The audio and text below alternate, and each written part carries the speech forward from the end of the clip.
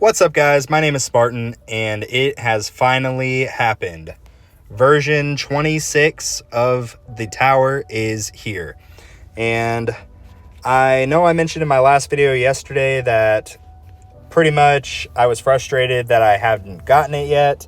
And it turns out if you are on iOS versus Google Play, pretty much you get the updates usually a day or two after the Google people get it. And I guess the reason for that is because Google's response time when it comes to like updating patches and different things like that for games is a lot faster than Apple's. So I guess that makes sense. They wanted to release it to Google first for the sake of if any bugs happen or anything, the Apple people aren't basically stuck with it. But yeah. So there is a lot involved with this update. So I'm actually just going to go to the patch notes and kind of talk to you guys through it. So yes, guilds are here. So guilds are essentially like if you played any of these other type of games like Clash of Clans or anything, it's effectively a clan, a group of people. And in this case, you can have up to 30 members per guild. And you get different rewards, which we'll talk about in a moment, all sorts of really cool stuff. And I think this is going to be a super, super cool kind of thing for the tower. And they actually included a chat feature, which I am surprised about. They originally said, hey, we're probably not going to do this. But a lot of the people in the community kind of said, hey, if you're going to have a community feature in the game, you need to also have some form of like chat service. So they delivered. So yeah, super, super excited. And for those of you that have kind of been following me the past couple days, I've mentioned over and over that I will be making a guild, and I actually have made a guild. Yeah, this is the guild, and this is Sparta. I was very, very torn between 300, as in like the 300 Spartan movie, or This is Sparta. And the people, I posted a poll and basically said, hey, which of these would you guys like? And there was kind of an overwhelming support for This is Sparta. I really liked the name 300, but I totally understand from like a secular point of view, nobody would really know what 300 actually means unless they had seen the movie or, But yeah, this is my guild. This is Sparta. And before I get talking about this, please don't go and fill out an application because I will not be accepting them. Here is how I'm going to do it. I'm going to make an announcement, and I don't know for sure what it's going to look like, but more than likely I'm going to do a live stream. It will be probably very informal and basic, but it's going to be a live stream on Saturday, in which case I'm going to go live. I'm going to wait till a bunch of people show up, and then I'm going to announce and provide the link for the Discord server.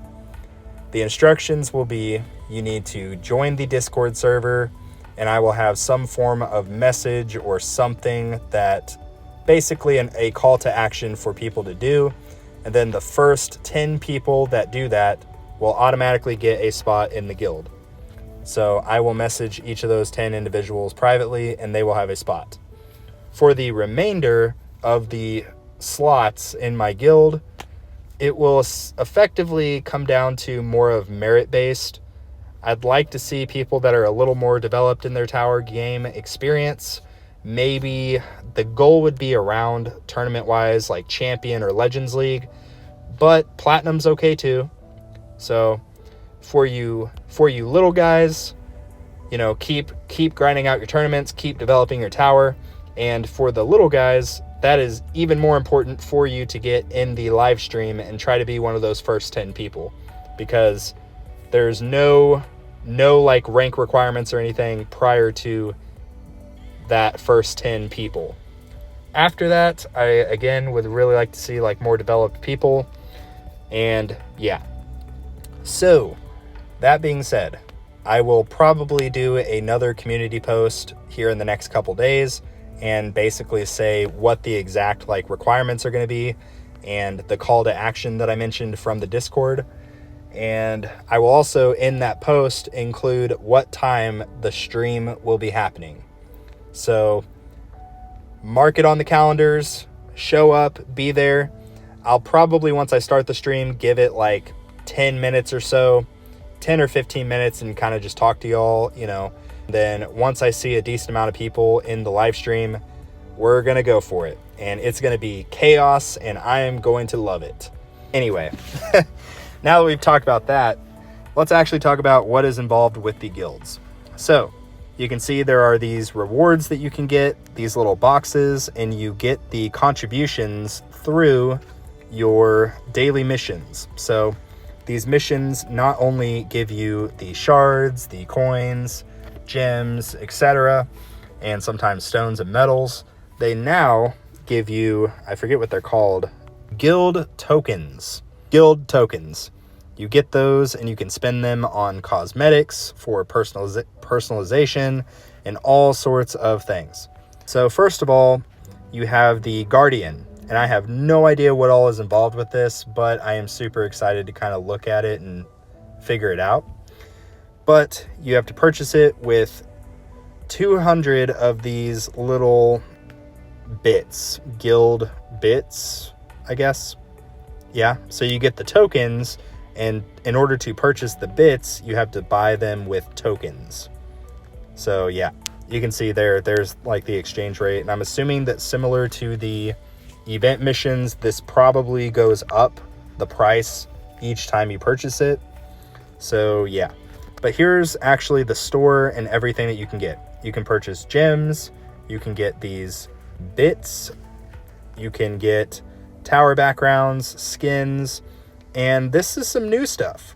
You can actually get a menu, so like the main menu skin. So behind all of this right here that you're looking at, you can customize it and get these menus. So that is really, really cool. Likewise, you get this little Guardian guy. It says new tower buddy, the Guardian, with upgradable chips, chip slots, and skins. Your Guardian will help you reach the next milestone. So the Guardian is going to be super cool. And this is actually the Guardian chip. This is something that you get, and I don't know if they're going to have more of these. I think that they're acting essentially as like little perks for the Guardian itself. So like this one is steal. The Tower Guardian steals coins from nearby enemies based on the enemy's current coin value. And this is effectively similar to like a bot. You know, you have your cooldown, targets, multiplier. So pretty exciting. And I'm pretty sure that the Guardian chip goes hand in hand with obviously the Guardian. It's giving the Guardian something to do. Also, let's just talk about how cute that freaking cat is. I wish I had the, whatever they're called, tokens to go ahead and get it, because oh my gosh, I love this thing. But yeah, likewise, you have some relics in here. Tower health and crit factor. Not bad, not bad. But that is what we're looking at for these first 54 days. By the way that the guild seasons work is it's going to be every 8 weeks. Instead of like the events, which are every 2 weeks, these are every 8 weeks. It's going to be interesting to see kind of what all is involved with the Guardian itself, but I am super excited. In the events, you now have, this is something that is probably going to be pretty controversial and not really going to help the free-to-play players in terms of like, oh, this is a gacha game, you have to spend money to freaking get anywhere. Which I totally understand. Like, there are so many games like that, and it's super annoying. And this is a criticism that I have for this particular part, and that is now, if you purchase the event boost, which used to, you know, I mean, it still does, it gives you double the medals, effectively. Now, there are relics that you can only get if you do the event boost, like, if you purchase it. So if I want this hourglass that gives me more coins, well, crap, I got to spend $15. Or if I want this thing that gives me more attack speed, you know? So I think this is kind of an L from the developers, if I'm being honest. I feel like you should try to the best of your abilities to make some of this type of stuff like free-to-play friendly. because I know a lot of my subscribers are free to play. A lot of like my friends that I talk to that play this game are free to play, and I don't know. I mean, maybe that's a personal thing. Let me know your thoughts in the comments below. But yeah. So in terms of the actual game updates, there's some stuff about cloud save. So the back end for cloud saves has been completely migrated to a new system. This should drastically reduce several cloud save bugs that have been experienced on and off in the past. Upon updating, players will need to log in to their account. So yeah, whenever this happened, it basically pulled up my email and it had me create a password. So I actually kind of like that. I mean, I don't know if it's really going to make that big of a difference, but that is something, I guess, to consider. Player devices will need to be connected to the internet to start the app, but they can continue to run offline once they have started them. So I'm assuming this just means like you have to start the game on Wi-Fi or cellular data or whatever, and then once you start a run, you can then go offline effectively and like continue the run. Probably not counting for tournaments, but I don't know, it doesn't really specify. This is a new thing, so player profile. The player profile has been expanded to include guild icons displayed on the profile and a new customizable banner. The ability to set a personalized main menu screen. So that is the main menu screen that we just talked about. That's the deal that is like basically it will not be a dark blue background anymore. It will be whatever we basically put it at. So the event updates. We kind of touched on some of this stuff, but the event boost has been changed to include 2 new premium relics. And I don't know if this is going to be like an every event thing or if this is just from the launch. It doesn't really specify like I mentioned, but still major L from the devs. I mean, maybe not everybody feels the same way that I do about it, but I think for those free-to-play players, it's kind of hurts the soul to see a little bit. Likewise, players can continue to earn 2 relics by reaching 400 and 800 medals in a single event. Players who purchase the event medal can also earn a relic at 600 and 1100. This is going to be interesting. So enemy level skips had effectively a rework. Both enemy attack level and enemy health level skips have been changed to be completely non-random. So what this means is if you have 50% enemy attack level skips, it will skip enemy attack every other level or every other wave. So that is actually pretty cool. I kind of like that. I don't know. I haven't really experienced it yet because I just got the update like a few hours ago. But this might be really interesting. Let me know in the comments below if you have seen better rates of level skips or if it's been worse. Just let me know kind of what you think about those. And modules. This is going to be pretty interesting. So there is a new module in the game, and I actually pulled it already. So it says, now there is 2 module banners to choose, the featured and the standard. The standard will be effectively the same as before, while the featured banner will have a specific module highlighted. What that means is it will have a higher percent of getting said module. So you can see right now, if I hit buy module, the featured banner right now is the brand new module. So yeah, and you can see the rates. It's still 2.5% for epics. It still has the guarantee. But if you scroll down, you see the new project funding. Now you have a 50% chance of, if you do pull an epic, basically it will be one of those. So I think this is really, really cool. This is kind of a big step in the quality of life for modules, because I know so many of my subscribers have mentioned that modules are like the bane of their existence, and I absolutely see why. It's just such a gamble. And yeah, speaking of my subscribers, if you're not subscribed, why don't you just change that? Just hit that little subscribe button. I would appreciate it. And yeah, that's the featured banner. And then if you hit the standard banner, again, I mean, it's the same rate. So 2.5%, 29% for rares, but you have equal chance of getting all of these. So for the featured banner, it says each module will have 2 weeks as its focus. So it resets every 2 weeks, similar to the events.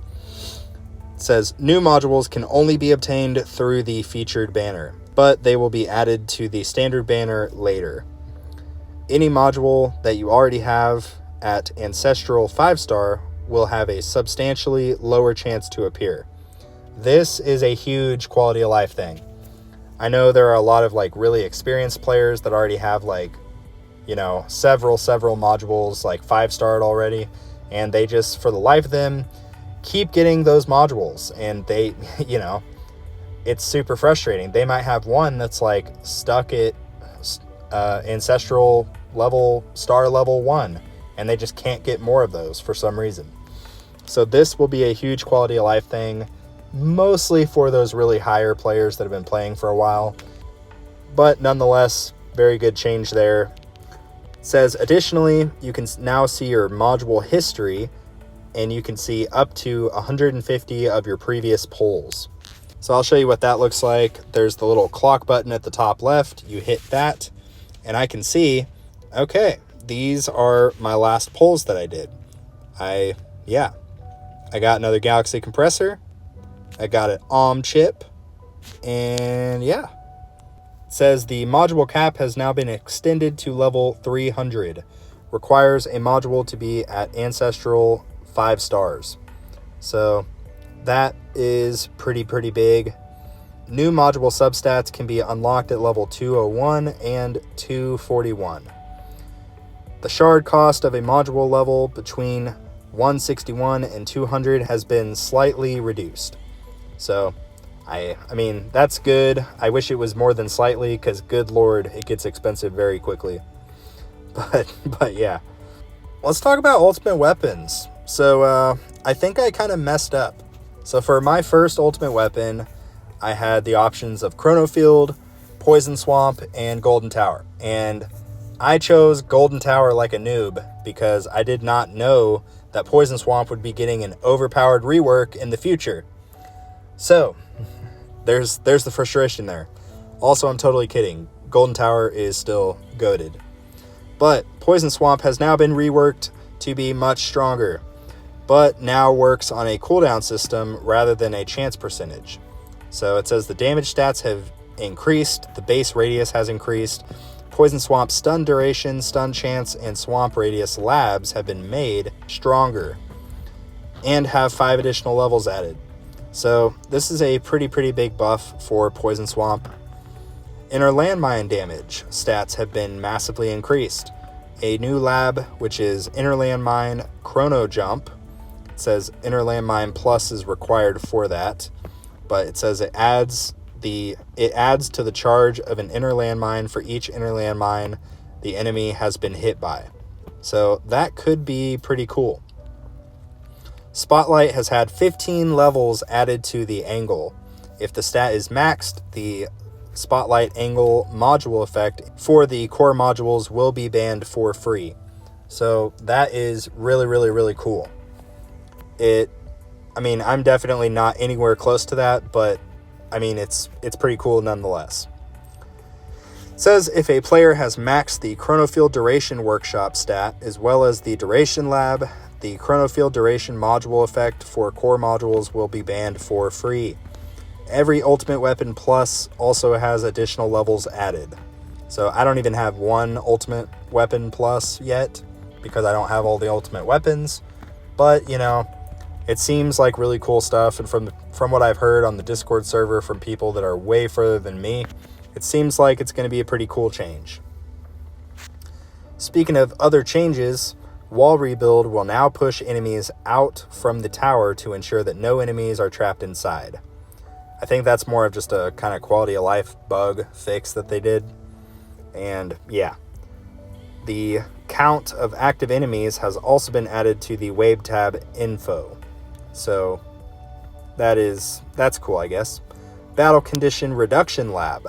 This is something I will probably not see for like another 2 years, but it's going to be pretty cool. It will decrease the level of the basically heat battle conditions for tournaments, and it looks like also for like just normal normal farming runs and stuff. So like if you're farming, I think it starts at like tier 14, you start getting those battle conditions. And this lab will effectively just reduce the amount of those. So that is pretty cool. Speaking of the bug fixes that we were talking about, rerolling daily missions can no longer give the same exact mission. I don't even have the reroll daily missions lab unlocked, but I'm sure if that ever did happen to me, that would be super aggravating.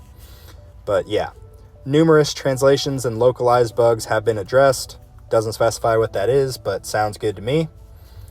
Ending a run offline should no longer occasionally put the tower into a locked state. I haven't really experienced this, but sounds good to me.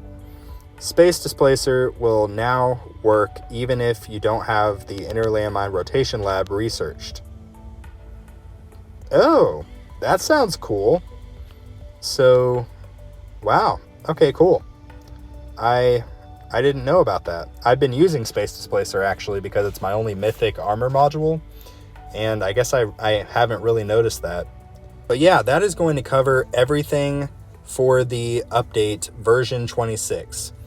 And this is super, super exciting. This is a great time to really just grind in the game and have a good time. And yeah, last thing I will say is back to the whole guild Discord server thing. Stay tuned. In the next couple days, I will be making a community post that will go more in depth about the requirements and whatnot. And yeah, I'm trying to figure out a way to make it fair for most people, but it is difficult because there's only 30 slots available per guild. And I hope that at some point, maybe they raise it to like 40 or 50. I think that would be good. But for the time being, we got to make do with what we got. And I will say, if you guys like really, really want to be in the guild and it just doesn't end up working out, you know, try not to get discouraged about it. Find another guild and just do the best that you can. Keep focusing on the main plan, which is developing your tower and growing your tower. And if that's in my guild, great. If that's in another guild, great. You know, it's, yeah, I fear that people are going to get upset if they don't get a spot because, I don't know, slow internet or who knows what. I have slow internet, so I totally understand. But yeah, just know that we got to make do with what we got for the time being. Likewise, you don't need to be a guild member to be in the Discord server. My Discord server will be for everybody. So yeah, we can chat it up about the tower. I've got a couple people already in it who have basically been helping me like troubleshoot and fix bugs and stuff. And yeah, very soon it will be released, so stay tuned for that. Anyway, thank you guys so much for watching. And like always, I will see you guys later.